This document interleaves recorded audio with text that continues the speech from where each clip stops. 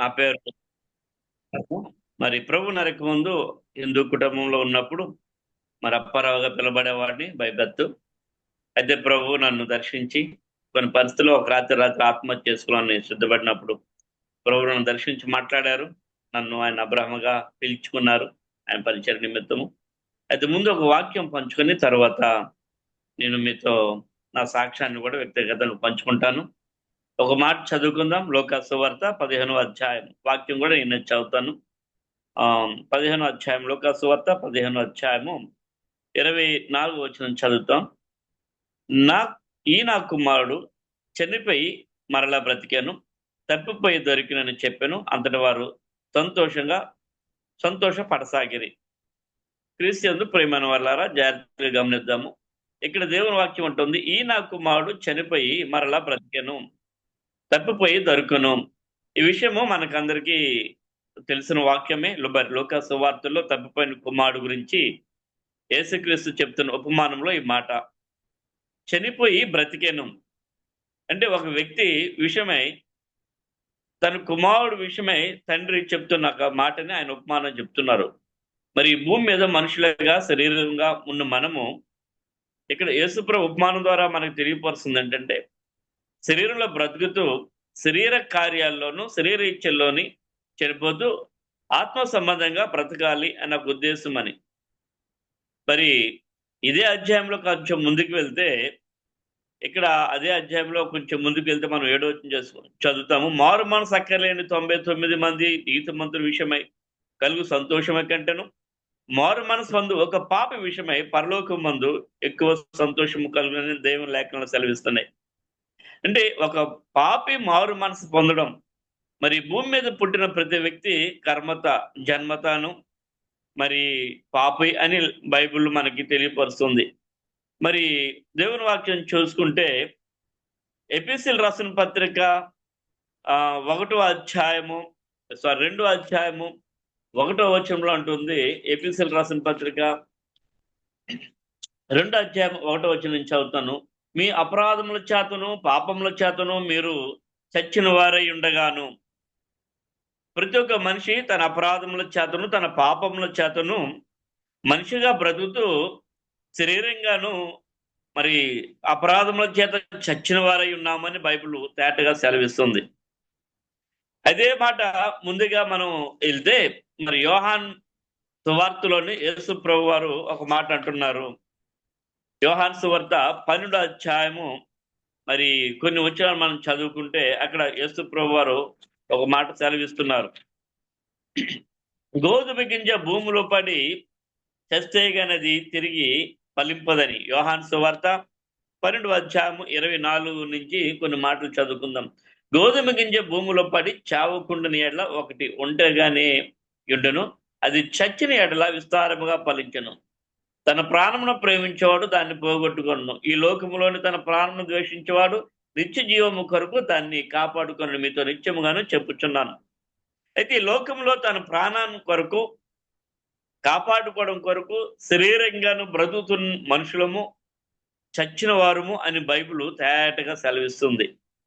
అదేవిధంగా మరి మనం ఇంకొక మాట ముందుకు వెళ్తే, మరి ఈ గోధుమ కింద చచ్చి భూమిలో పాతిపెట్టి అది చస్తే గాని అది ఫలింపదు అని బైబిల్ చెప్తుంది. మరి యోహాను సువార్తలోనే యేసు ప్రభు లాజరు విషయంలో కూడాను, లాజరు చనిపోయి 3వ దినం లేచినప్పుడు లాజరుని చూడడానికి అనేక మంది ప్రజలు వచ్చారని మనం చూస్తున్నాం. అంటే లాజరు చనిపోయి మరలా బ్రతికాడు. అంటే ఒక మనిషి తన పాపము యందు తన శరీరచ్చలందు చనిపోయి మరి నూతనంగా బ్రతకాలి అని యోహాను సువార్త 3వ అధ్యాయంలో కూడాను నికోదేమైన పరిసైడ్ విషయంలో మరి దేవుడు యేసుక్రీస్తు నిత్యంగా అక్కడ చెప్తున్న మాట మనం గమనిస్తున్నాము.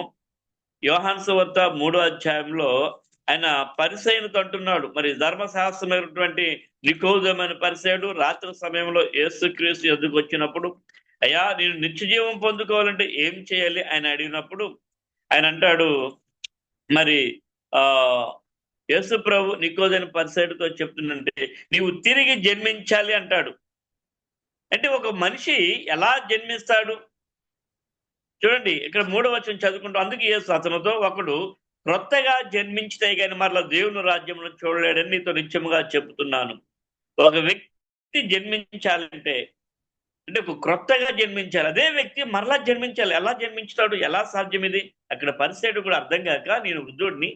నా తల్లి గర్భము యందు మరలా ఎలా నేను ప్రవేశింపగలను మాట్లాడుతున్నాడు. ప్రియమైన దేవుని పిల్లారా జాగ్రత్తగా గమనించండి. ఒక మనిషి శరీరేచ్ఛల్లో బ్రతుకుతూ తిరిగి జన్మించడం అంటే అది ఏ డాక్టర్ కాదు, ఏ సైంటిస్ట్ కూడాను అది చేయలేనటువంటి విషయం.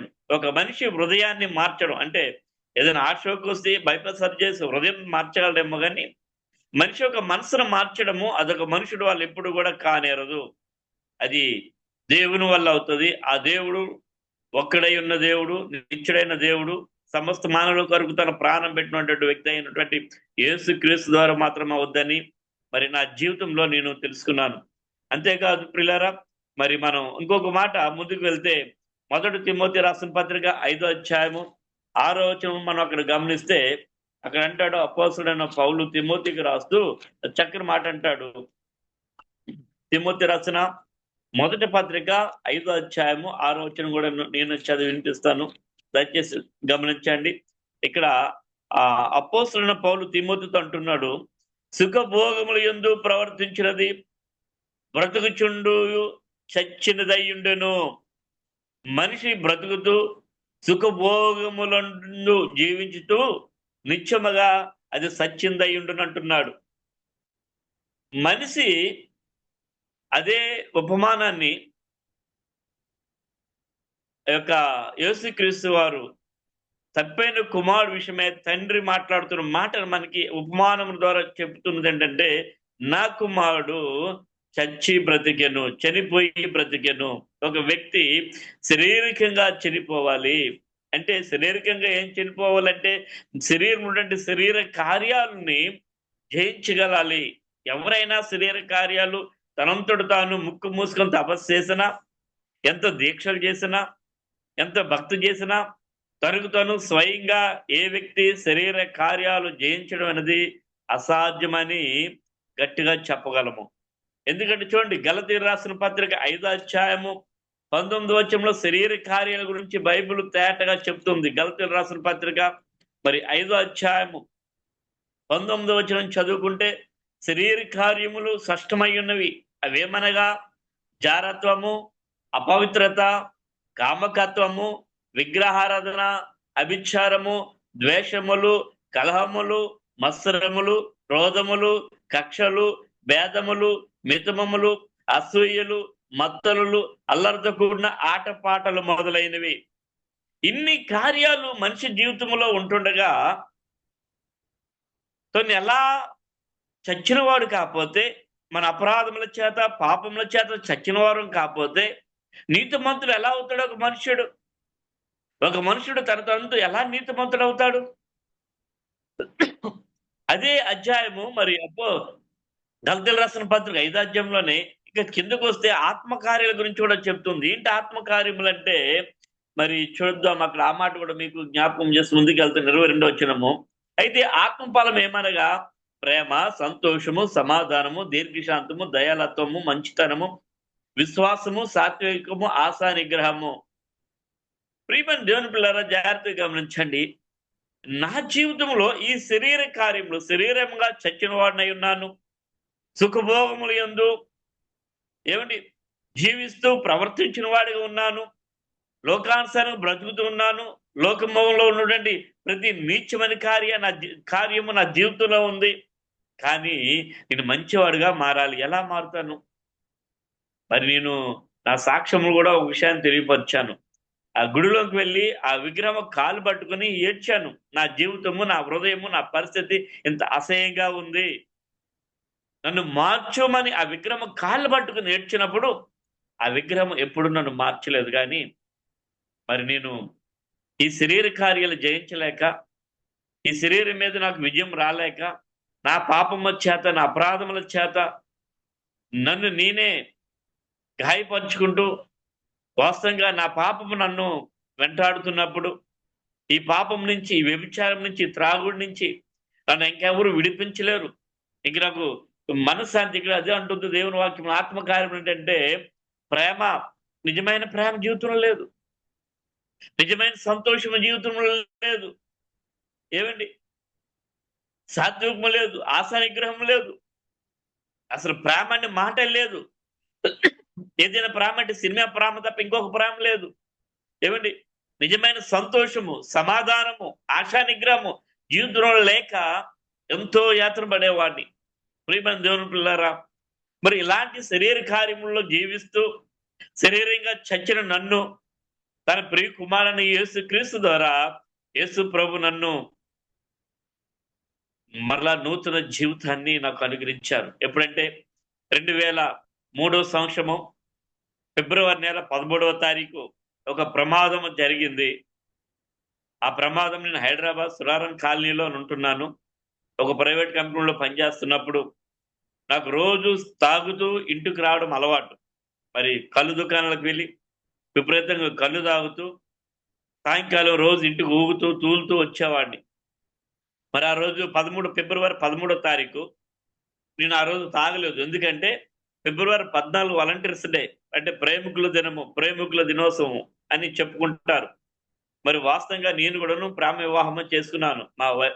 నా భార్య అది ఆంధ్ర పుట్టింది, కానీ తను చెన్నై అంటే మద్రాసు ప్రాంతంలో టీ నగర్ చిందాంధ్రపేటలో తను పెరిగింది.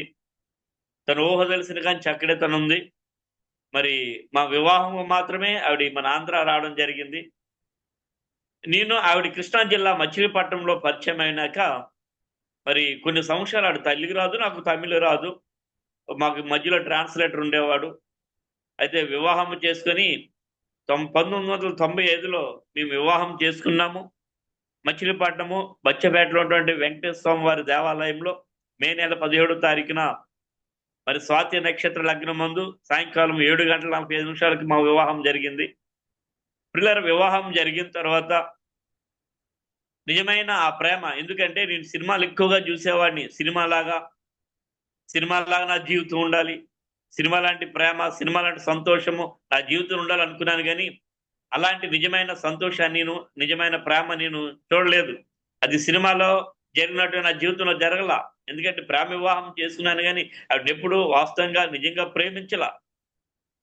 నేను ఈ ఫిబ్రవరి మరి నెల 13వ తారీఖు ఏమనుకున్నానంటే ఆవిడకి ఒక వాలంటీర్స్ డే సందర్భంగా ఒక రింగ్ కొనుక్కొని వెళ్దాము, ఒక గుర్తుగా అని చెప్పి ఉద్దేశంతో నేను ఆ రోజు తాక్కున్నా ఇంటికి వచ్చాను. ఇంటికి వచ్చినప్పుడు ఇంటికడ పరిస్థితి తారుమారుగా ఉంది. ఏంటంటే నాకు ఒక పాప, ఆ పాప పేరు సాయి ప్రసన్నేశ్వరి.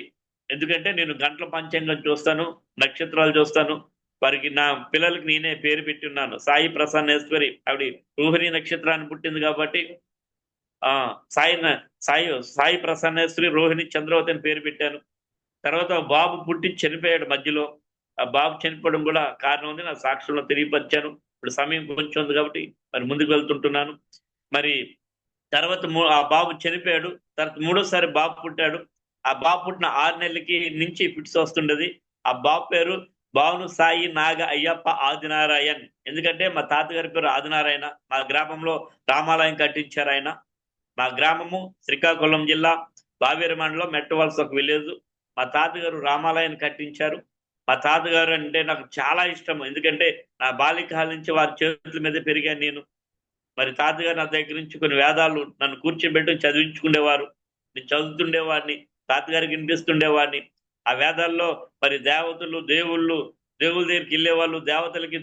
దేవతలు దేవుళ్ళు మనుషులు యజ్ఞహోమాలు చేసినప్పుడు మనుషులకు దేవతలు దేవుళ్ళు ప్రత్యక్షమై మరి వారు మాట్లాడేవారు, వరాలు ఇచ్చేవారు, వినేవాడిని, చదివేవాడిని. మరి నాకు కూడా దేవుడు ప్రత్యక్షం అవ్వాలని బాల్యకాల నుంచి మరి ఊహ తెలిసిన కాంచి ఎంతో ఆశ ఉండేది, దేవుడు నాతో మాట్లాడాలని. ప్రియులరా, మరి ఇక్కడ మనం గమనిస్తున్నాము, నాకు కుమారుడుని 6 నెలల నుంచి బిడ్స్ వచ్చేది. అయితే ఆ కుమారుని తీసుకుని మేము హైదరాబాద్ వచ్చాము.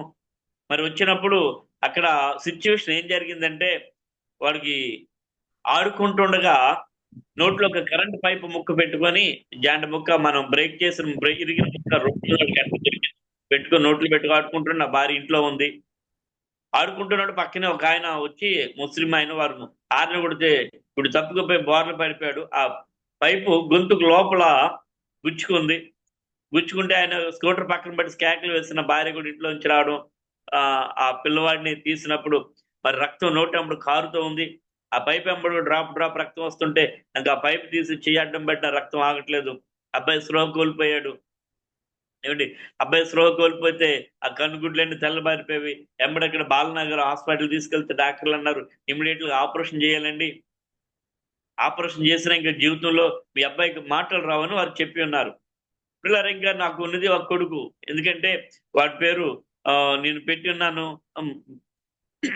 భాను సాయి నాగయ్య పాదనారాయణ. ఎందుకంటే నక్షత్రం పలికింది కాబట్టి నక్షత్రపూర్వంగా అని, ఆదినారాయణ అంటే ఆదినారాయణ ఇష్టమని, ఆ సంవత్సరం నేను అయ్యప్ప మాలేసుకున్న టైంలో వాడు పుట్టాడని అయ్యప్ప అని.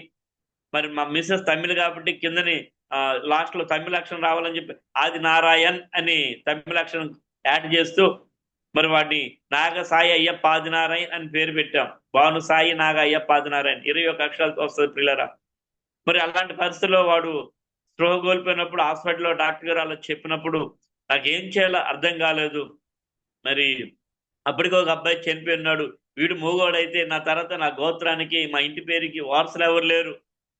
మా నాన్న నలుగురు అన్నదమ్ములు, మేము ముగ్గురు అన్నదమ్ములమని వేదన చెంది ఇంకొద్దు ఆపరేషన్ మాటలే రానప్పుడు ఇంక ఆపరేషన్ ఎందుకని చెప్పి అబ్బాయిని తీసుకొని ఇంటికొచ్చేసాము. నా భార్య ఇంటికొచ్చి నాకనిపిస్తుంది ఎక్కడికెళ్ళినా మనశ్శాంతి లేదు, నెమ్మది లేదు, ప్రశాంతత లేదు. అట్లాగే నాకు సంతోషం లేదు, సమాధానం లేదు. జీవితంలో ఎక్కడికెళ్ళినా కష్టాలే, శ్రమలే. ఎందుకు ఈ జీవితము? చచ్చిపోతే బాగుంటుంది గదా! అనుకోని చనిపోవాలి, ఆత్మహత్య చేసుకొని ఒక నిర్ణయం తీసుకున్నాను. అయితే నేను చనిపోతే నా భార్య సంతోషించాలి నేను చనిపోతే. ఏ భర్త కూడా చనిపోతే భార్య సంతోషించదు. ఎలాంటి మూర్ఖుడైన భర్త చనిపోయిన భార్య ఎప్పుడు సంతోషించదు. కానీ నేను అనుకునేవాడిని, నేను చనిపోతే నా భార్య సంతోషించాలి. అయితే పిల్లలు అందుకొరకు ఏం చేసేవాడంటే, భయంకరంగా త్రాగొచ్చి మరి నా భార్యని హింసించడం మొదలుపెట్టాను. త్రాగొచ్చి దగ్గర పిలిచేవాడిని, కాండ్రించి మొహం మీద చూసేవాడిని, అసహించుకునేవాడిని, బూతులు తిట్టేవాడిని. నోరు తెరిస్తే బండ బూతులు, పక్క బూతులు మాట్లాడేవాడిని ప్రియులారా. మరి కొంతకాలం కమ్యూనిస్ట్ పార్టీలో పనిచేసినప్పుడు ఇంకా నా హృదయం కఠినం అయిపోయి, ఏవండి ఎవరిని ప్రేమగా చూసేవాడు కాదు. నా భార్యను కూడా ఎట్లాగంటే దగ్గర పిలిచి కొట్టడమే కాదు, బెల్ట్ తీసి కొడుతుంటే ఆవిడ కళ్ళు తిరిగి కిందన పడితే ముఖం మీద నీళ్ళు చల్లి మరలా లేపి కొట్టేవాడు. నిజంగా ఆ దెబ్బలకి ఏ స్త్రీ కూడా తట్టుకోలేదండి. మరి తను తట్టుకొని నా కొరకు నిలబడి నేను చచ్చినా బ్రతికినా పుణ్య స్త్రీగా నీ కౌగిట్లోనే చేస్తాను తప్ప, నీ ఒళ్ళోనే చేస్తాను తప్ప నేనెక్కడ పోనని మరి ఆవిడ కూర్చుండేది. మరి రాత్రి మీద అయితే తలకి తన జుట్టు నా మంటకి చుట్టుకొని వీడ్చుకుంటూ వెళ్ళిపోయి గేటేసిస్తే, గేటు తాళం పెట్టిస్తే గేటు దూకి ఇంట్లోకొచ్చేది. ఏడ్చుతూ కూర్చుండేది గుమ్మం దగ్గర ప్రియులారా. అలాంటి పరిస్థితులు కూడా నా హృదయం ఎంత మాత్రమో ఆవిడ మీద కనికరం చూపకున్నా, ఆవిడ నన్ను అసహించుకోవాలి అనే ఉద్దేశంతోని హింసిస్తూ, కొడుతూ, సమాధానం లేకుండా ఉండేవాడిని. ఆవిడ ఎందుకు కొడుతోందని అడిగేది కాదు. ఇలా జరుగుతున్న సమయంలో బాబు పాపం కూర్చోబెట్టుకుని నా కూతురు ఏడుస్తూ ఉంది, నా కుమార్తె ఏడుస్తుంది. పిల్లరా వరుసగా 3 రోజులు మాకు తిండి లేవు, నిద్రాహారం లేవు. ఆత్మహత్య చేసుకోవాలని ఆవిడ తెలియకున్న నేను, నాకు తెలియకున్న ఆవిడ, ఒకరు తెలియకున్న ఒకరు ప్రేరేపింపబడుతున్నాం. ఆవిడంటే నేను చనిపోతే ఆయనైనా సుఖంగా ఉంటాడు, నేను చనిపోతాను, నాకెందుకు ఈ భర్త అని చెప్పి ఆవిడ ప్రయత్నం చేస్తుంది. ఆవిడ తెలియకున్న నేను చనిపోవాలని ప్రయత్నం చేస్తున్నాను. మా ఇంట్లో ఎప్పుడు కూడాను ప్రతిదినము రామాయణము, భారతము, వేదాలు కొన్ని మరి నేను అయ్యప్ప మాలేసుకున్నప్పుడు మరి చేసిన తీర్థయాత్రలు వెళ్ళిన చోటల్లో కొన్ని విగ్రహాలు తీసుకొచ్చేవాడిని. మా ఇంట్లో ప్రతిదినము నిత్య నైవేద్యం ఉండేది, నిత్యం దీపారాధన ఉండేది. ప్రతిదినము నిత్య నైవేద్యం చెయ్యిందే మేము ఆహారం కూడా తీసుకునేవాళ్ళం కాదు. మరి స్నానం చెయ్యింది ఇంట్లో పనులు చేసేవాళ్ళం కాదు. నా భార్య స్నానం చేసి మడికట్టిందే గాని ఇంట్లో పని చేసేది కాదు. ప్రతి దినము మరి ఉదయం లేవస్తాయని విష్ణు సహస్రనామం చదివేవాడిని, లలిత సహస్రనామం, హనుమాన్ చాలీసా, చాయ్ సాల్సా చదివేవాడిని. పిల్లరా అంతే కదా, ఎవరికైనా దెయ్యం పడితే శ్రీహాంజనేయం ప్రసన్నాంజనం భజే వాయుపుత్రం అని మరి ఆంజనేయ దండకాలు చదివేవాడిని. మరి ఇట్లాగా అనేక ప్రయత్నాలు చేసేవాడిని. ప్రతి దినము సూర్య నమస్కారం చేసేవాడిని. అంతేకాదు మరి నా ఒంటి నిండా నామాలు ఉండేవి. మరి నామాలని నేను పిలిచేవాళ్ళు. ఇలా జరుగుతున్న సమయంలో ప్రియులారా నాకు మనశ్శాంతి లేదు. ఎందుకంటే నేను ఎంత విగ్రహారాధన చేసేవాడినంటే, ఆ ఇంట్లో ఉన్న విగ్రహాల్లో కాదు గానీ, ఇంకా గుడిలోకెళ్ళి మరి మచిలీపట్నము, నక్కల తోట అని అంటారు. భాస్కరపురంలో షిరిడి సాయిబాబా వారి టెంపుల్ ఉండేది. అది పురాతనమైనది, మచిలీపట్నం మొట్టమొదటి కట్టిన టెంపుల్ అదే. మరి ఆ గుడిలోకి వెళ్ళి ప్రతిరోజు నేను ఉదయాన్నే మేలుకొలు పార్తిచ్చేవాడిని. బాబా గారికి ఒక మనిషికి చేసినట్టుగా ఆ విగ్రహానికి దోమతెర వేసేవాళ్ళమి. ఆ దోమతెరని ఉదయాన్నే నేనెళ్ళి దోమతెర తీసి, నైట్ డ్రెస్ తీసి, మరి మూలమేర మెయిన్ గుళ్ళన్నీ తలుపులు వేసి నేనొక్కడిని బాబా గారికి స్నానం చేపించి, పట్టు వస్త్రాలు తొడిగి పైన కిరీటం పెట్టి, చుట్టూ మకర తోరణాలు పెట్టి, ప్రత్యేకించి హారతి ఇచ్చేవాడిని, నైవేద్యం పెట్టేవాడిని. అది అయిపోయిన తర్వాత గుడి ద్వారాలు తెరిచేవాడిని. ఆ పొగలో నేను ఉండేవాడిని. లోపల భక్తులందరూ మరి కొబ్బరికాయలు, మరి అట్లాగని వారు తీర్థ ప్రసాదాలు తీసుకొస్తే ఆ కొబ్బరికాయలు గాని, అరటిపళ్ళు గాని, ఫ్రూట్స్ గాని, స్వీట్స్ గాని మరి బాబా గారికి గంట కొడుతూ, మంత్రాలు చదువుతూ, నైవేద్యం ఇస్తూ ఏమంటే వాళ్ళకి కొంత ఇచ్చి కొంత పక్కన పెట్టుకునేవాడిని. ఇలా ప్రతిరోజు దినచర్య జరుగుతుంటది. ఉదయాన్నే మేలుకొలు ప్రార్థించేవాడిని. అంటే బాబా గారిని నిద్ర నుంచి లేపేవాడిని. మధ్యాహ్నం ఆరుతుంటది, సాయంకాలం సంధ్యాకాలం ఆరుతుంటది, రాత్రి పౌలింపు సేవ ఉంటది. అప్పుడు బాబా గారిని పౌలింపు సేవ అంటే నిద్రపుచ్చేవాళ్ళమి. నిద్రపుచ్చి దోమతెరేసేవాళ్ళమి. ఏమిటి నైట్ డ్రెస్ మార్చేవాళ్ళమి. అప్పుడు అనుకునేవాడిని, దేవుడు నిద్రపోతే సృష్టి ఏమవుద్ది నాకు ఆలోచన ఉండేది నాకు. కానీ అప్పుడు నాకు తెలియదు. మరి బైబిల్‌లో ఉంది, ఇశ్రాయేలు కాపాడువాడు కొనుకుడు, నిన్ను కాపాడువాడు కొనుకుడు నిద్రపోడని బైబిల్ అందుకు మంచి సమాధానం ఇస్తుంది. కానీ నాకు అప్పుడు బైబిల్ తెలీదు ప్రియులారా. మరి అక్కడ నేను ఇన్ని కార్యాలు చేసినప్పుడు కూడాను ఆ విగ్రహం కొరకు రకరకాల అభిషేకాలు చేసేవాడిని. ఏవండి వ్యభిచారం చేయడం, నాకు నేను అభిషేకం చేయడం, నా పాపం పోయిందని నేనే తీర్మానం చేసుకునేవాడిని. మరి గుడి చుట్టూ 111 సార్లు చొప్పున 111 రోజులు ప్రదక్షిణ చేసేవాడిని. మరి మా రామాలయంలో మరి మా తాతండ్రుల నుంచి ఎవరైనా శ్రీరామనవమి నవరాత్రులు జరిగితే మరి భార్యాభర్తలుగా మరి ఆ కళ్యాణం పీటల మీద కూర్చొని కళ్యాణం జరిపించేవాళ్ళం. ఇంత నిష్ఠగా బ్రతికే జీవితం, ఎంత నిష్ఠగా భక్తి చేశాము. కానీ మా బ్రతుకులు, మా జీవితాలు, మా అనుభవంలో ఎక్కడ కూడా సంతోషము, సమాధానం లేదు, మార్పు లేదు. మరి మా నాన్నగారు భయంకరంగా త్రాగుబోతూ మరి మా అమ్మను కొట్టేవాడు. నేను అలా కాకూడదు అనుకునేవాడిని. కానీ నేను కూడా త్రాగుతూ నా భార్యను కొడుతూ త్రాగుడికి, వ్యభిచారానికి, ఏమంటే లోకానికి, సినిమాలకి, పాపానికి బానిసనైపోయి శారీరకంగా బ్రతుకుతూ సుఖభోగాలందు బ్రతుకుతూ చచ్చిన వాడికైనా శరీరంగా చచ్చిన వాడికైనా ఉన్నాను. మరి అలాంటి పరిస్థితుల్లో నా భార్య వచ్చి అంటుంది, ఏమండి దేవుడు లేడు, లేదు, ఈ బొమ్మలు, ఈ విగ్రహాలు ఇవన్నీ తీసి బయట పారేదాం. అసలు దేవుడే లేడని ఒక నిర్ణయానికి మేము వచ్చాం. నిర్ణయానికి వచ్చి ప్రియులారా, మరి మా ఇంట్లో ఉన్నటువంటి ఆ యొక్క గ్రంథాలు గాని, ఆ విగ్రహాలు గాని, మరి పంచలోప విగ్రహాలు గాని, ఆ పాత్రలు గాని అవన్నీ తీసుకొని ఒక చెరువులో పారేయడం జరిగింది. ఎందుకంటే అసలు దేవుడు లేడు, దెయ్యము లేదని ఒక నిర్ణయంకి వచ్చాం. మరి యేసుక్రీస్తు అంటే నాకు అప్పుడు తెలియదు. మరి ఆ రాత్రి ఎప్పుడైతే పారేసామో నాకు ఒక ఆలోచన వచ్చింది. మరి కృష్ణా జిల్లాలో మా అత్తగారు వారికి వచ్చిన ఇల్లులు ఉన్నాయి. మరి వాళ్ళు ఒకటి వెళ్ళిపోయిన వాళ్ళకి స్థిరాస్తులు ఇక్కడ ఉన్నాయి. కొంతమంది బంధువులు ఉన్నారు. మరి వారి ఇంటికి వెళ్ళి మరి నా భార్యను అప్పచెప్పి, పిల్లల్ని అప్పచెప్పి, ఆ పక్కనే కౌతురం ఒక 2 కిలోమీటర్ల దూరంలో కౌతురం అని ఉంది.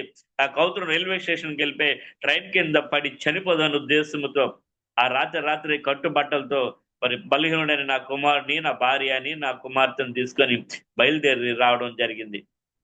అక్కడ ట్రైన్ దిగి మా అత్తగారింటికి వెళ్ళినప్పుడు, అదే మా అత్తవారింటికి వెళ్ళినప్పుడు అక్కడ ఇంట్లో ఒక బైబిల్ ఉంది. ఆ బైబిల్‌లో అది 1995లో ఒక సహవాసానికి నువ్వు వెళ్ళినప్పుడు ఒక సహోదరుడు నాకు గిఫ్ట్‌గా ఇస్తే ఆ బైబిల్ పక్కన పడేసా. మాకు అనేక మంది దేవుళ్ళు ఉంటుండగా ఈ తక్కువ కులంలో దేవుడు నాకు ఎందుకని అసహించుకునేవాడిని. పిల్లరా, బైబిల్‌కి ఈ రెడ్ బార్డర్ ఉంది కదా! ఈ బార్డర్ చూస్తే నాకు అసలు మెంటల్ వచ్చేసేది. చిరాకు వచ్చేసేది. తలకాయ నొప్పి వచ్చేసేది. బైబిల్ అంటే అంత అసహ్యం నాకు. అట్లాంటిది ఆ బైబిలు అక్కడ ఎలా వచ్చిందో నాకు అర్థం కాలేదు. అక్కడ బైబిల్ ఉంది. ఆ బైబిల్ తీసి నేను దేవుని వాక్యాన్ని చదివినప్పుడు అపోస్తల కార్యములు 17వ అధ్యాయంలో అపోస్తలుడైన పౌలు ఏథెన్సు పట్టణాన్ని దర్శించినప్పుడు అక్కడ ఏథెన్స్ వారు కనబడ్డ ప్రతి విగ్రహానికి ఒక్కొక్క పేరు రాస్తూ ఒక విగ్రహం మీద కనబడిన దేవుడని వారు రాయడం జరుగుతుంది. అక్కడ ఆ మాట నా హృదయాన్ని తాకింది. అది కూడా చదివి వినిపిస్తాను. అపోస్తల కార్యములు 17వ అధ్యాయము 23 నుంచి చదువుతాను. నేను సంచరించుచు మీ దేవతా పరితములు చూచుండగా ఒక బలిపీఠం నాకు కనబడెను. దాని మీద తెలియబడని దేవుని అని వ్రాయబడి ఉన్నది. కాబట్టి మీరు తెలియక దేని యందు భక్తి కలిగి ఉన్నారో దానిని నేను మీకు ప్రచురపరచుచున్నాను అని అపోస్తలుడైన పౌలు గారు ఏథెన్స్ పట్టణంలో ఉన్న ప్రజలతో మాట్లాడడం జరుగుతూ ఉంది. నేను అనుకున్నాను, నాకు ఇంట్లో బలిపీఠం ఉంది, నా బలిపీఠం మీద నేను ఎరగిన దేవుడు ఎవరు? నేను తెలియకున్న ఏ దేవునికి నేను ఆరాధన చేస్తున్నాను, ఎవరికి నేను పూజలు చేస్తున్నాను, ఎవరికి అభిషేకాలు చేస్తున్నాను, ఎవరికి నైవేద్యాలు చేస్తున్నాను, నా బలిపీఠం మీద ఈ తెలియబడిన దేవుడు ఎవరు అని ఒక డౌట్ నాకు వచ్చింది, ఒక సంశయం వచ్చింది. కానీ ఎవరైతే నాకు ఎందుకులే, ఈ రాత్రి చచ్చిన వాడిని కదా అనే ఉద్దేశంతో ప్రియులారా మరి ఆ బైబిల్ పక్కన పడేశాను. ఆ రాత్రి ట్రైన్ కింద పడి చనిపోవడానికి నేను సిద్ధంగా ఉన్నాను. నిజంగా మరణానికి సమీపించినటువంటి ఆ మనసు వివరించలేం. ఆయన ప్రేమ చేత, ఆయన కృప చేత, ఆయన ఎవరో నేను ఎరగనప్పుడు కూడాను నా కుటుంబాన్ని రక్షించిన ఆయనకి ఏమి చేసినా నేను జీవితంలో సరిపోలేదు. నా కొరకు ప్రాణం పెట్టిన నా ప్రభు అయిన యేసుక్రీస్తుకి. ఆ రాత్రి ప్రియులారా పిల్లవాడిని మంచం మీద పడుకుని పెట్టాము, నా కుమార్తెని మంచం మీద పడుకుని పెట్టాము. తలవైపు నేను, కాలు వైపు నా భార్య కూర్చున్నాం. కూర్చొని నా భార్య నిద్రపోతే నేను పోయి ట్రైన్ కింద పడి చనిపోదని ఉద్దేశంతో ఉన్నాను. ఆ టైమింగ్స్ నాకు తెలుసు. 10, 11, 12 అవుతుంది. ఈవిడికి నన్ను వెంబడిస్తుంది, నన్ను పోనివ్వట్లేదు. ఆవిడకి కూడా నా మీద డౌట్ వచ్చింది ఏమవుతుందని. అలాంటి పరిస్థితుల్లో ఎలాగైనా తప్పించి వెళ్ళిపోయి చనిపోవాలనే ఉద్దేశంతో ఉన్నప్పుడు సరిగ్గా మిడ్ నైట్ 12:30, 11 గంట ప్రాంతంలో ఏమైందంటే అబ్బాయికి విపరీతమైన చలి, జ్వరము, వణుకు వచ్చి ఆ చలి జ్వరంలో ఆ బాడీ షేక్ అవుతుంది. వణుకులు ఇంకాను 180 రక్తం వస్తుంటే నా భార్య రక్తం తుడుస్తూ పిల్లవాడిని నాతో ఒక మాట అంది, ఏమయ్యా పిల్లోడికి ప్రార్థన చేద్దామా అని ఒక మాట అంది. నేను అన్నాను, నోర్మి, మనం ప్రార్థన చేయడం ఏంది అని ఆవిడ మీద గసురుకున్నాను. లేదయ్యా ఒకసారి చేసి చూద్దాం అని నన్ను రిక్వెస్ట్ బ్రతిమాలుతుంది. నేను ఆవిడని మాట ఎంత లెక్క చేయలేదు, కానీ ఆవిడ ఇంకా బ్రతిమాలుతుంటే నాకు అనిపించింది, సచ్చే ముందు ఆవిడ మాట ఎందుకు కాదనాలి? ఎంతవరకు తనకి ఇష్టమైన పని ఒకటి కూడా నేను చేయలేదు కదా. తను ఇక్కడైనాను చచ్చే ముందు ఆవిడ మాట నెరవేరుద్దాం అనే ఉద్దేశంతో, సరే ఎలా ప్రార్థన చేయాలి, మనం చేత కాదు కదా అని ఆవిడని అడిగినప్పుడు ఆవిడకి కూడా తెలియదు ఎలా ప్రార్థన చేయాలి. ఎందుకంటే ఎప్పుడు మేము ప్రార్థన చేయలేదు. ఎప్పుడైనా 1-2 సార్లు 95లో చర్చికి వెళ్ళినా 1995లో నేను ఆరాధన చేసిన దేవతలకి, దేవుళ్ళకి, ఆ సాయిబాబాకి అందరూ ఆయన అనుకున్నాను తప్ప యేసు ప్రభుకి ఎప్పుడు ప్రార్థన చేయలేదు. ఆ రోజు నా భార్య అంటుంది, యేసు ప్రభువా నువ్వెవరో మాకు తెలీదు, నువ్వు దేవుడు అయితే మా అబ్బాయిని బాగు చేయి అని ఆవిడ ప్రార్థన చేస్తుంది. ఆవిడ అబ్బాయి మీద చేయి పెట్టింది. నేను నా చేయి అబ్బాయి మీద పెట్టి నేను అంటున్నాను, యేసు ప్రభువా నువ్వెవరో మాకు తెలీదు, నీవు దేవుడు అయితే నా కొడుకుని బాగు చేయి అన్న ఒకే ఒక మాట. పిల్లరా మా 2 చేతులు అబ్బాయి శరీరం మీద ఉన్నాయి. చలి తగ్గింది. నాకు అసలు ఆశ్చర్యం అనిపించింది. వణుకు తగ్గింది. శరీరము చెమటలు పట్టడం మొదలైంది. తను కప్పిన దుప్పట్లు, బంతులు అవన్నీ తీసాం. చెమటలు పడుతుంది శరీరం. నాకు అనిపించింది, నిజంగా యేసు ప్రభు దేవుడా, ఎవడైతే నాకెందుకు ఈ రాత్రి చచ్చేవాడిని అని ఒక ఆలోచన. పిల్లరా ఆవిడ నిద్రపోలేదు, కానీ నేనే ఒక మగతలా కలిగి ఒక కోడి పునుకంటకు అట్లా నిద్రపట్టి అందులో నాకు అనిపిస్తుంది, నాకు ఒక వ్యక్తి నాతో మాట్లాడడం తేటగా నాకు కనబడుతుంది, వినబడుతుంది. నీ కుమారుని నేను స్వస్థపరుస్తాను, నీ కుమారుని నేను స్వస్థపరుస్తాను. ఒక మాట అదే పదాలుగా నా ముందు ఒక వ్యక్తి నిలబడి మాట్లాడుతున్నాడు కలలో. అది కలో దర్శనం నాకు తెలియదు. ఆ భగతులో మాట్లాడుతున్నాడు. నేను అనుకుంటున్నాను, టక్మలేసి వస్తాడికి మిలికి వస్తాడికి నా భార్య అక్కడ కాళ్ళ దగ్గర మంచం వైపు కాలు వైపు ఉంది, పిల్లలు అట్లా ఉన్నారు, నేను తలవైపు ఉన్నాను. నాకు అర్థం కాలేదు. అయితే ఇక్కడ గమనించింది ఏంటంటే, నేను చదివిన వేదాల్లో ఎక్కడ కూడాను, గ్రంథాల్లో ఎక్కడ కూడాను స్వస్థత అనే మాట ఎక్కడ కూడా లేదు. మొట్టమొదటిసారి వింటున్నాను స్వస్థత, నీ కుమారుని నేను స్వస్థపరుస్తాను. ఒకవేళ యేసుప్రభు మాట్లాడుతున్నాడా అని నాకు తెలియదు. అయితే ఈ రాత్రి ఆగి రేపు చనిపోదాం అనే ఉద్దేశంతో నేను ఆ రాత్రి వాయిదా వేసుకున్నాను. క్షమించండి దయచేసి ఒక్క నిమిషం.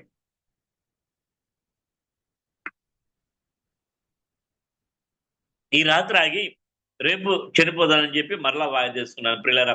మరి రోజు మోషతో ముఖకు ముఖగా మాట్లాడినట్లుగా యేసు ప్రభు నెరగినప్పటికీ దేవుడు నాతో మాట్లాడుతున్నాడు. నేను హైదరాబాద్ లో ఉన్నట్టుగా, ఒక ఇంట్లో ఉన్నట్టుగా, పైనుంచి ఆకాశంలో ఏవో శక్తులు తిరుగుతున్నట్టుగా అక్కడి నుంచి ఒక మెరుపు లాంటి మెరుపు వచ్చి లూకాసు వార్త 18వ వచనంలో ఉంది, సాతాను మెరుపు వల్ల పడట చూచినని. అక్కడి నుంచి ఒక మెరుపు వచ్చి నా ఇంటి మీద పడినట్టుగా, ఇల్లు కూలిపోయినట్టుగా, ఒక అగ్ని నా మీద దిగినట్టుగా, నేను కాలిపోతున్న భయం కలిగింది. కానీ ఆ మంట అగ్ని గోళ నా మీద పడింది, నాకేం కాలేదు. ఇల్లైతే కూలిపోయింది. ఇంట్లో నుంచి మా అమ్మాయి కొన్ని వస్త్రాలు పట్టుకుని వస్తున్నట్టుగా నాకు ఒక కళ్ళ కనబడింది. నేను అనుకుంటున్నాను దేవుడు మాట్లాడతాడని నాకు తెలీదు. సరే 2 రోజులయింది. 3వ రోజు నేను చేస్తున్న జాబ్‌కి నేను అక్కడ రిజైన్ చేసి రాలేదు. నా భార్యతో అన్నాను, మరి అక్కడ రిజైన్ చేసి వస్తానేమో, కొంచెం డబ్బులొస్తే నేను చనిపోయినా సరే ఆ కొంచెం డబ్బులతో కొంతకాలం బ్రతుకుతారు కదా ఉద్దేశంతో ఆ రాత్రి ట్రైన్ ఎక్కుతూ మచిలీపట్నం వచ్చి ట్రైన్ ఎక్కుతూ ఒక చిన్న ప్రార్థన చేసుకున్నాను. హృదయపూర్వకంగా ఎలా అంటే, యేసు ప్రభువా నేను బ్రతికితే ఎలా బ్రతకాలి? నేను బ్రతికితే ఎలా బ్రతకాలి అని ప్రార్థన చేసుకుంటూ ఉన్నాను. అని కొంచెం కళ్ళమ్మట బాధ అనిపించింది. ఎందుకంటే కుటుంబ పరిస్థితి, పిల్లల పరిస్థితి, మరి నేను హైదరాబాద్ వెళ్తున్నాక తిరిగి వస్తానా రానా కూడా నాకు తెలీదు. అలాంటి ఆలోచనలు వెళ్తున్నాను. అయితే ఆ రాత్రి నేను ట్రైన్‌లో పడుకున్నాను. అర్ధరాత్రి కూడా నాకు ఒక స్వరం వినబడుతుంది. ఏం వినబడుతుందంటే, ఆకాశ పక్షులు పోషించేవాడు నిన్ను పోషించలేనా? ఆకాశ పక్షులు పోషించేవాడు నిన్ను పోషించలేనా? అని ఒక స్వరం నాకు వినబడుతుంది. నేను లేచాను. మనుషులెవరు మాట్లాడట్లేదు. బయట మైకేమో అనుకుంటే కంటిన్యూగా ఆ మాటలు వినబడుతూనున్నాయి. నాకు తెలీదు యేసు ప్రభు స్వరం ద్వారా మాట్లాడతాడు. ఆయన కళల ద్వారా మాట్లాడతాడు. ఆయన వాక్యం ద్వారా మాట్లాడతాడు. ఆయన సేవకుల ద్వారా మాట్లాడతాడు. ఆయన దర్శనం ద్వారా మాట్లాడతాడని నాకు తెలీదు. ఎందుకంటే అంతకుముందు నేను దేవుళ్ళు, దేవతలు నాతో మాట్లాడాలని ఎంతో నిష్టగా ఉండేవాడిని. మరెప్పుడు ఏ దేవుడు, ఏ దేవత, ఏ సందర్భంలో నాతో మాట్లాడడం నేను ఎరగలేదు. ప్రియులారా, ఈ సందర్భంలో యేసుప్రభు మాట్లాడతాడో నాకు తెలవదు. మరి ఎళ్ళి రిజైన్ చేసి ఇచ్చిన సాలరీ తీసుకొనొచ్చాను. వచ్చిన తర్వాత నాకు ఆలోచన వచ్చింది. మరి 95లో ఏ చర్చికైతే వెళ్ళానో, ఆ చర్చికి దైవజనులు వెతుక్కుంటూ అక్కడికి వెళ్ళినప్పుడు దైవజనులు ఉన్నప్పుడు, "అయ్యా మీరెవరంటే?" "అయ్యా నేను పలానా అప్పారావుని నేను. నాది పలానా ఒకప్పుడు మీ చర్చికొచ్చాను. మరలా మీతో మాట్లాడాలని వచ్చాను. నాకు ఇలా వినబడుతుంది, కనబడుతుంది. నాకు తెలవదు. చెప్పండి" అన్నప్పుడు ఆయన వాక్యం తీసి, ఆ వాక్యంలోని విషయాలన్నీ నాకేదైతే కనబడిందో, ఏమైతే వినబడిందో అదంతా బైబిల్‌లో చెప్పినప్పుడు నాకు ఆశ్చర్యం అనిపించింది. ఆయన ఒక మాట అన్నారు, "నీ ఇల్లు కూలిపోయి మీ అమ్మాయి వస్త్రాలు తీసుకొని రావడం అంటే ఆకాశంలో కొన్ని తిరుగుతున్నాయి అన్నావు కదా! అవి ఆకాశ మండలంలో దురాత్మ శక్తులుంటాయి. అవి నీ కుటుంబాన్ని పాడు చేయాలనుకున్నాయి. నువ్వు ఇల్లు కూలిపోవడం అంటే నీ పాత జీవితం పాడైపోయింది. మీ అమ్మాయి వస్త్రాలు తీసుకొని రావడం అంటే నీవు మారు మనసు పొందాలి" అని నాతో చెప్పారు. నాకేం అర్థం కాలేదు అప్పట్లో. అయితే వచ్చేసాను. వచ్చేసిన తర్వాత ప్రియులారా, మరి కొంతకాలము మరి అనిపించింది, సరే చర్చికెళ్దామని చెప్పి మరి మచిలీపట్నంలో ఒక ఇల్లు అద్దె తీసుకుంటూ కొంతకాలం ఉన్నాం. ప్రియులారా, మరి సమయం కొంచెం ఉంది కాబట్టి మరి ముందుకు వెళ్తాను. మరి ఇలా జరుగుతున్న సమయంలో నేను చర్చికి వెళ్ళడము, మరి అక్కడి నుంచి చర్చికి నడడము, మరి దైవజనులను మీటింగ్ తీసుకెళ్ళడం, అక్కడ దేవుని వాక్యం విన్నప్పుడు నేను ఎలాగ చెడిపోయాను, ఎలా బ్రతికాను, తేటగా నా పాప జీవితాన్ని వాక్యం విన్నప్పుడు నాకు అర్థమైనప్పుడు పొలంలోకి ఒంటరిగా వెళ్ళి ఏడ్డం మొదలుపెట్టాను. అప్పుడు నాకు అర్థమైంది, నా పాపము, నా బ్రతుకు అర్థమైనప్పుడు నాకు నా మీద నాకే మొట్టమొదటిగా అసహ్యము కలిగింది. మొట్టమొదటి నా మీద అసహ్యం కలిగింది. ఎలా అసహ్యం కలిగిందంటే, ఇంత నీచమైన బ్రతుకు బ్రతికానా? ఇంతగా నా భార్యను హింసించానా? నాకెప్పుడు బాధ అనిపించలేదే. ఇంత నీచంగా బ్రతికాను. నాకు ఈ నీచమైన బ్రతుకులో సంతోషం అనిపించింది తప్ప, ఇప్పుడు అసహ్యం అనిపిస్తుంది. ఎప్పుడైతే దేవుని వాక్యం విన్నానో, ఎప్పుడైతే ప్రార్థన చేయడం మొదలుపెట్టామో, ఎప్పుడైతే దేవుని సేవకులు ఇలా ప్రార్థన చేయాలని నేర్పారో, దేవుని వాక్యం వింటున్నప్పుడు మొట్టమొదటిగా నాకు చచ్చిన వాడిగా ఉన్నానని నాకు అర్థమైంది. శరీరంగా బ్రతుకుతున్నాను గానీ, శరీరంలో ఆత్మీయంగా చచ్చిన వాడినే ఉన్నానని నాకు అర్థమైంది. అందుకే ఇక్కడ మనం వాక్యము గమనిస్తున్నాము. మరి తప్పైన కుమారుడు విషయంలోని అక్కడ ఆయన అంటున్నాడు, తండ్రి నైన కుమారుడు చనిపోయి బ్రతికెను, తప్పిపోయి మరలా దొరికెను. చనిపోయి బ్రతికెను. నా పాపంలో నేను చచ్చిన వాడిగా ఉన్నాను. అంతేకాదు, మరి తిమోతి రాసిన మొదటి తిమోతి 5:6లో చూసినప్పుడు, సుఖభోగములందు బ్రతుకుతున్నాను గాని సుఖభోగములను జీవించాను, సుఖంగా ఉండాలి. నేను ఘనత ప్రియులారా. నేను ఒక బాబా లాగా తయారవ్వాలనుకున్నాను. ఏమండి, నోటి నెమ్మ నుంచి రుద్రాక్ష నోట్లో నుంచి శివలింగాలు తీసేవాడిని. ఏమిటి, ఎప్పుడు నా మెడలో రుద్రాక్షమాల ఉండేది, ఏకముఖి రుద్రాక్షమాల ఉండేది. ఏమండి, మరి స్ఫటికులు ఉండే, ఎప్పుడు మెడ నిండా రుద్రాక్షమాలతో నింపుకుండేవాడిని. ఎప్పుడు మరి నామాలతో ఉండేవాడిని.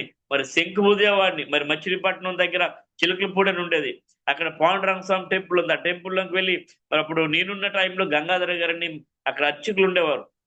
మరి ఆయన దగ్గరికి వెళ్ళి నాతో ప్రత్యేకించి శంకు ఊదించేవాళ్ళు ఆయన. మరి షిరిడి సాయిబాబా గుడిలో కూడా ప్రత్యేక శంకు ఊదేవాడిని. ఏమండి, ఇంత నిష్ఠగా భక్తి చేసేవాడిని. కానీ సుఖభోగములు ఎందు నేను చచ్చిన వాడిగా ఉన్నాను.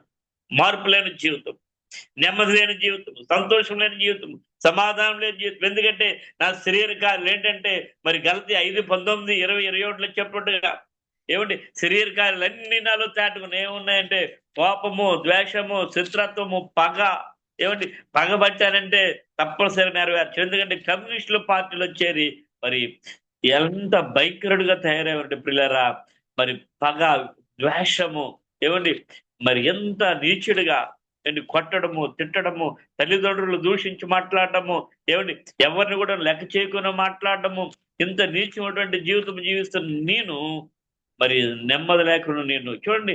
మరి నాలో అక్కడ ఉంటుంది కదా, శరీర కార్యాలు అనగా పిల్లరా, చూడండి, శరీర కార్యములు స్పష్టమై ఉన్నాయి. ఏమనగా జారత్వము, అపవిత్రత, కామకత్వము, ఏమండి, విగ్రహారాధన, ఏమిటి, అభిచారము, ద్వేషములు, కలహములు, మత్సరములు, ఏమిటి, ఇవన్నీ నా జీవితంలో కక్ష, ఏమండి, ఇవన్నీ నా జీవితంలో ఉన్నాయి. నిజంగా శరీరంగా చచ్చిన వాడిగానే ఉన్నాను. ఎప్పుడైతే దేవుని వాక్యం విన్నానో, ఎప్పుడైతే ప్రార్థన చేయడం మొదలు పెట్టానో, ఇవన్నీ నాకు తెలుస్తున్నాయి. ఎంత నీచమైనటువంటి జీవితం జీవించానో, ఎంత నీచమైనటువంటి బ్రతికానో, ఎంత వ్యభిచారిగా, త్రాగుబోతుగా, తిరుగుబోతుగా ఉన్నానో, ఎంతమంది నా మాట ద్వారా ఏమిటి నేను గాయపరిచానో, ఎంతమంది నేను కొట్టానో, ఇదంతా నాకు తెలిసాక నేను ఏడుస్తున్నాను. ప్రభువా, నాలాంటి చెడిపోయిన వాడిని, నాలాంటి పాడైపోయిన వాడిని క్షమిస్తావా? మొట్టమొదటి నా జీవితం నాకు కనబడినప్పుడు నా మీద నాకే అసహ్యం కలిగింది. నా మీద నాకే అసహ్యం కలిగింది. అప్పుడు ప్రభువుని అడిగాను. ప్రభు నాతో మాట్లాడాను. నా కుమారుడా, నీ పాపములు క్షమించబడ్డాయి. నిజం ప్రియులారా, ఎంత సంతోషం అనిపించిందంటే, ఎంబడే అక్కడ 3 దినాలు దేవుని మాటలేని ఇంటికి వచ్చాక నా భార్య దగ్గరికి వెళ్ళి అక్కడంతా రాసుకొని, అక్కడ ఏంటో చెప్పారు అదంతా రాసుకొని, 3 దినాల తర్వాత నా భార్య దగ్గరికి వచ్చి అక్కడ చెప్పినంతా నా భార్యకి చెప్పి ఒకే నిర్ణయం తీసుకున్నాను. ఎంతవరకు నా భార్యను హింసించాను. ఆవిడ నన్ను కొట్టినా పర్వాలేదు, నన్ను విడిచిపెట్టినా పర్వాలేదు, ఆవిడ నన్ను నశించినా పర్వాలేదు, యేసు ప్రభు నాకు కావాలని అక్కడ చెప్పిన వాక్యం అంతా ఆవిడకి వినిపించి ఆవిడ కాళ్ళు పట్టుకుని ఏడ్చానమ్మా, నన్ను క్షమిస్తావా? నేను కొట్టాను, హింసించాను, దుర్భాషలు మాట్లాడాను, బూతులు మాట్లాడాను, కాండ్రించి మొహం మీద ఉంచేవాడిని, నన్ను క్షమిస్తావా? పిల్లరా, మరి ఆవిడ కాళ్ళు పట్టుకుని నేను అంటాం, ఆవిడ నా కాళ్ళు పట్టుకుని అంటాం, ఇద్దరు ఒకరు కాళ్ళు పట్టుకుని ఒకరు ఏడ్చేవాళ్ళు. ఎలా జరుగుతుంది సమయంలో దేవుడైతే వాగ్దానం ఇచ్చాడు, నీ కుమారుని స్వస్థపరుస్తాడు. పిల్లలు, ఒక దినాన్ని మరి టైం షార్ట్ ఉంది, ప్రభు చిత్తమైతే ఇంకోసారి పంచుకుంటాను. మరి ఎలా జరుగుతున్న సమయంలో ఒకరోజు మాకు ఇంట్లో తినడానికి కూడా ఉండేది కాదు. ప్రభు దగ్గర ఎప్పుడు ప్రార్థన బైబిల్ ప్రభు దగ్గర మాట్లాడుతుందని ఆశతో ఉండేవాళ్ళమే. ప్రభు ఏ పని చెప్తే పని చేయాలని ఆశపడిన. ఎప్పుడైతే నాలో శరీర కార్యాలన్నీ చచ్చిపోయావో, ఎప్పుడైతే యేసు క్రీస్తు రక్తంలో కడగబడ్డానో, అప్పుడు అర్థమైంది నా కొరకు యేసు క్రీస్తు మరణించాడని, నా కొరకు కలవరిశిలో తన ప్రాణం పెట్టాడని. యేసు క్రీస్తుని పిల్లరా, ఆయన ప్రేమ నాకు అర్థమైంది. అప్పుడు నిజంగా నేను నా తల్లిదండ్రులు, నా భార్యను ప్రేమించడం నేర్చుకున్నాను. ఇప్పుడు నిజంగా నిజమైన ప్రేమ, ఏమండి, ఆత్మ ఫలాలు, నిజమైన ప్రేమ, సంతోషము, సమాధానము. ఈ లోకంలో అనుకుంటాం డబ్బు ఉంటే సంతోషము, ఏమంటే ఉద్యోగం ఉంటే సంతోషము, ఏమంటే ధనధాన్యాలు ఉంటే సంతోషం, బంధువర్గం ఉంటే సంతోషం అనుకుంటాం. నిజంగా వాటి వల్ల ఎప్పుడు కూడా సంతోషం లేదు. యేసు క్రీస్తు ఉంటేనే సంతోషము. ఎప్పుడైతే మరి మేము ఇద్దరును యేసు క్రీస్తును తెలుసుకొని మరి ఒకరినొకరు క్షమాపణ పొందుకున్నామో, ఆ రోజు రాత్రి మరి పరిశుద్ధాత్మ దేవుడు మా ఇద్దరు హృదయాలు కట్టాడు. పిల్లారా, దేవుని మహిమార్థం అని చెప్తున్నాను. ఏ సినిమా ప్రేమ చూసి సినిమా ప్రేమలా ఉండాలనుకున్నాం, కానీ ఆ సినిమా ప్రేమ మా జీవితాలు, నా కుటుంబానికి సమాధానం ఇవ్వలేదు, సంతోషం ఇవ్వలేదు, నా కుటుంబానికి కట్టలేదు. కానీ యేసు క్రీస్తు ప్రేమ నా జీవితానికి కట్టింది, నా బ్రతుకులు మార్చింది, భార్య భర్త ఇద్దరిని ఏకపరిచింది. మరి నా ఉద్దేశం ఏంటంటే, నాలాంటి త్రాగుబోతులు, నాలాంటి తిరిగిబోతులు, నాలాగా భార్యను హింసించేవారు, తల్లిదండ్రులను హింసించేవారు, కఠినాత్ములు ఎంతమంది ఉన్నారో వారందరినీ ప్రభు దగ్గరికి చేర్చాలి. వారి జీవితాలు మార్చబడాలి. వారి కుటుంబాలు కట్టబడాలి ఉద్దేశంతో మరి దేవుడు మరి నన్ను సేవకు రమ్మన్నప్పుడు ఆ ఉద్దేశం కలిగి ఉన్నాను ప్రియులారా. మరి ప్రభు నన్ను సేవకు పిలిచినప్పుడు ఆయనతో మాట్లాడాడు. ఏంటంటే నాకు పేరు కూడా నాకు దైవజనులు ఎవరు పెట్టలేదు. దేవుడే తను జీవ గ్రంథంలో నా పేరు రాయడం చూపించాడు. అబ్రహాము నువ్వు ఆదివారం నా పని చేయాలంటే ఆదివారం విశ్రాంతి నేను పని చేయను అనేవాడిని. లేదు నిన్ను అబ్రహాం అని ఇక్కడి నుంచి పేరు పెట్టి పిలుస్తున్నాను అన్నాడు. తర్వాత మరలా ప్రార్థన చేసి ఆత్మీయ తండ్రి అన్నారయ్యా అపవాది కూడా మనం మోసపరుస్తాడు. 1-2 మార్లు నువ్వు ప్రభువుని అడిగినప్పుడు మరలా ప్రార్థన చేసినప్పుడు ప్రభు నాతో మాట్లాడారు. నా కుమారుడా నిన్ను అబ్రహాం అని నేను పేరు పెట్టి పిలుచుకున్నాను నాతో మాట్లాడినప్పుడు ఇంకా నా పేరు అబ్రహాముగా మార్చబడింది. మరి 2004లో బాప్తిసం తీసుకున్నాను. మరి నా భార్య కూడా షారా అని దైవజనుల పేరు పెట్టారు. మరి నా కుమారుడికి ఐజాక్ అని, నా కుమార్తెకు రూత్ అని మరి దైవజనుల పేరు పెట్టడం జరిగింది. ఇలా జరుగుతున్న సమయంలో దేవుడు నాకు వాగ్దానం ఇచ్చి సేవకు పిలుస్తున్నారు. ఏంటంటే రాజుల మధ్యను, అన్యజనుల మధ్యను నేను వాడుకున్న సాధనమై ఉన్నావని ఆయన నాతో మాట్లాడినప్పుడు నేను ప్రభువుని అడుగుతున్నాను. ప్రభు నేను సేవ చేయాలంటే నా తల్లిదండ్రులు మారింది, నా రక్త సంబంధులు నా అన్నదమ్ములు మారుకున్నా ఇతరులకు నేను ఏం బోధిస్తాను ప్రభు అని అడిగినప్పుడు పిల్లరా మరి నా ప్రభు మరి మా గ్రామంలోని అసలు క్రైస్తవులంటూ ఎవరు లేరు. మా గ్రామంలో మా తాతగారు రామాలయం కట్టే ముందు చెప్పుకున్నాను కదా.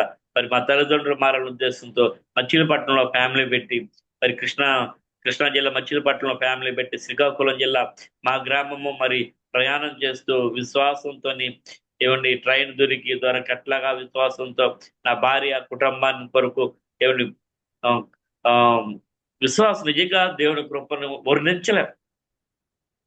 ఎలా మమ్మల్ని ఆయన సంరక్షిస్తూ ఒకరు చేయి చాపుకున్నా పిల్లలు కట్టుకుంటూ మరి ఒక విషయం చెప్పాలంటే నేను ఈ విషయంలో సిగ్గుపడట్లేదు. దేవుని మహిమార్థం చెప్తున్నాను. మచిలీపట్నం నుంచి శ్రీకాకుళం జిల్లా వెళ్ళి అక్కడ సేవ చేయడం కొరకు మచిలీపట్నంలో నా భార్య ఒకరింట్లో వంట చేస్తూ ఇచ్చిన డబ్బులతో కుటుంబాన్ని గడుపుతూ నాకు సాధ్యాలకు ఇస్తూ అలాగా సేవలు నాకు ప్రోత్సహించేది.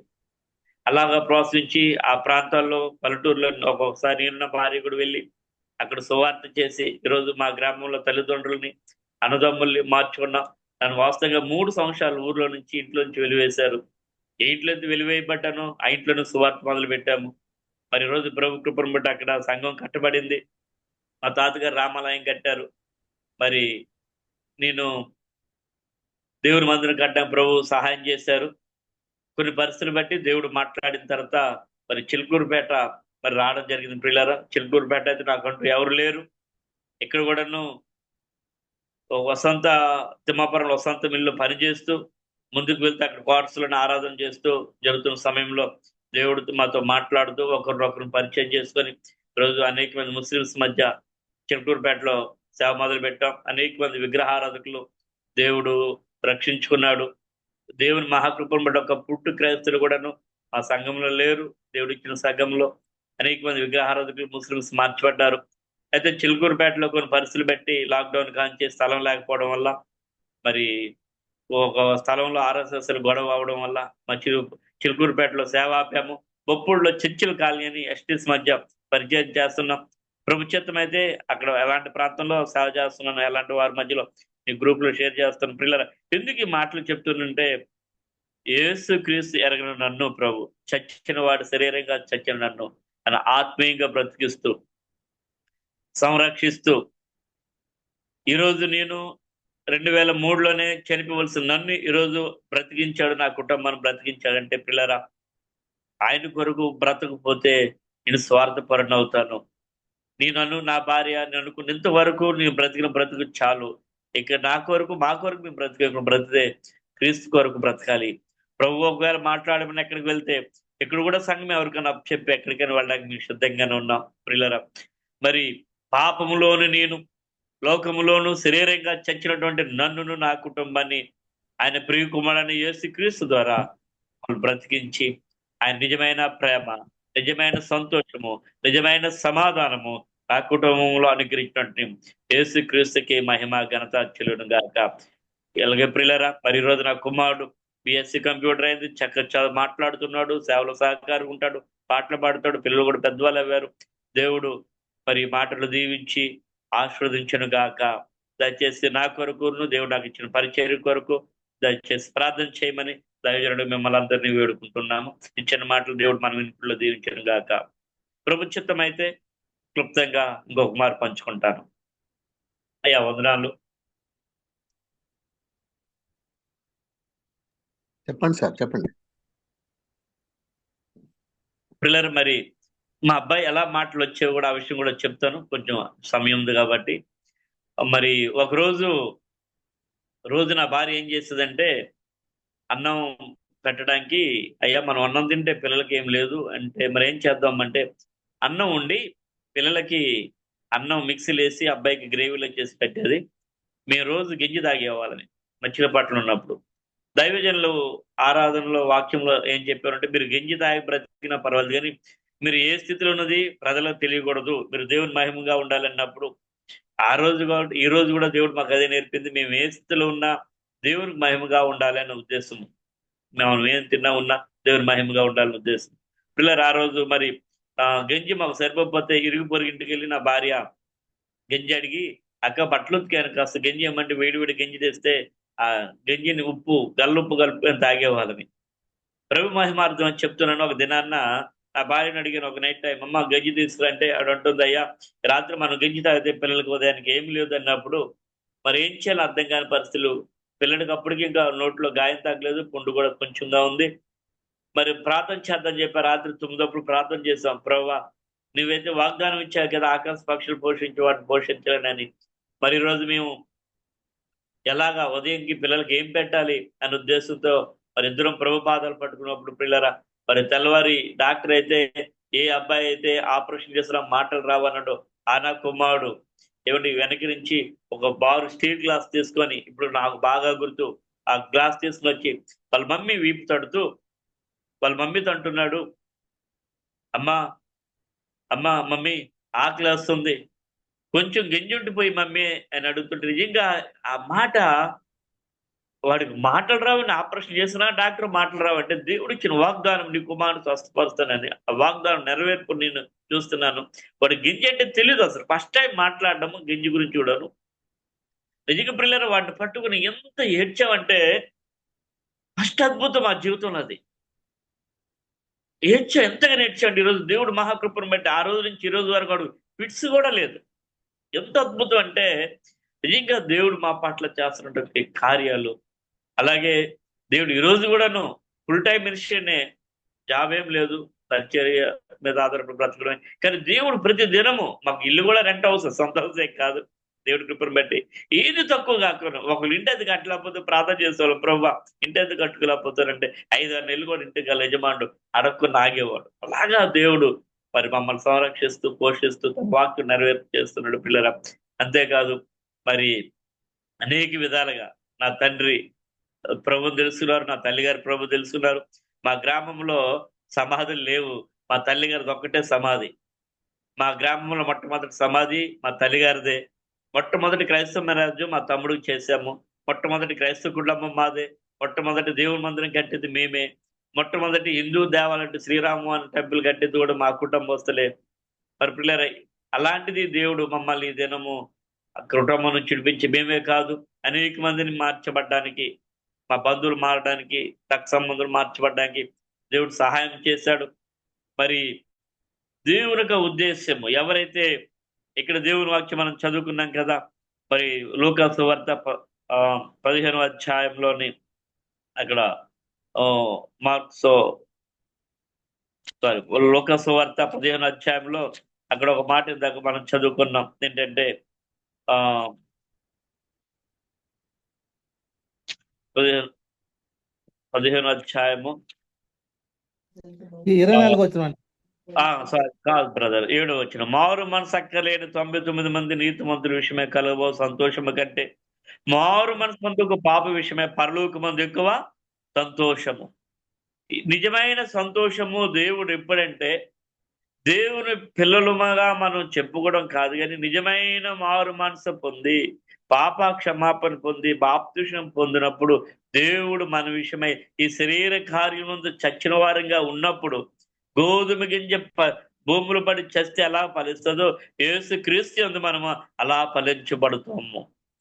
శరీరంలో పిల్లల మన విషయమై దేవుడు సంతోషించేది, పరలోకము సంతోషించేది ఎప్పుడంటే ఒక పాపి మారు మనసు పొందినప్పుడు, ఒక వ్యక్తి సత్యాన్ని తెలుసుకున్నప్పుడు, ఒక వ్యక్తి నిజ రక్షకుడిని ఎరిగినప్పుడు దేవుడు నిజముగా తన తప్పైన కుమారుడు తండ్రి దగ్గరికి వచ్చినప్పుడు తన తప్పు తెలుసుకొని అంటున్నాడు, తండ్రి నీకును పరలోకమునికి వ్యతిరేకంగా పాపం చేశాను, నీ కుమారుడు అనిపించడానికి ఎంత మాత్రము నేను తగిన వాడు కాదు. ఎప్పుడైతే తన హృదయము, తన జీవితము, తన బ్రతుకు ఎలా స్థితిలో ఉన్నాడో తనకు అర్థమైందో అప్పుడు తండ్రి జ్ఞాపకం వచ్చాడు. నిజమే ప్రియులారా, మరి నేను యేసుక్రీస్తు నా పాపము నాకు చూపించినప్పుడు నేను మొట్టమొదటిగా చేసిన అంటే తర్వాత నేను పాపం ఒప్పుకున్నప్పుడు చేసిన ప్రార్థన ఏంటంటే, అలాంటి పాపిని క్షమిస్తావా? నా పాపము నిజమే ప్రియులారా, నా పాపము నాకు కనపడ్డప్పుడు నిజంగా కృష్ణ పుష్కరాలు, గోదావరి పుష్కరాలు, సముద్ర స్థానాలకి మరి కార్తీక మాసం కార్తీక మాసం వస్తే 30 రోజులు రోజుకు కథ చదివేవాడిని. ఏమండి మరి కార్తీక నోములు మాకుండే త్రినాథవ్రతం చేసేవాడిని. ఇన్ని చేసినా సరే నా పాపము నాకు ఎవరు ఎప్పుడు ఎక్కడ తెలియపరచలేదు. కానీ యేసు ప్రభు ఎప్పుడైతే నా పాప నాకు తెలియపరిచారో, నేను పాపులని గ్రహించాను ఎప్పుడంటే దేవుని ఎదురుకు వచ్చినప్పుడు, దేవుడు నన్ను దర్శించినప్పుడు, దేవుని వాక్యము నా హృదయంలో పనిచేసినప్పుడు నా బ్రతుకు కనబడింది. నా బ్రతుక్కి ఒక నూతన జీవితము దేవుడు నాకు అనుగ్రహించాడు. ఈ మాటలు దేవుడు మన వెనుకల్లో దీవించిన గాక.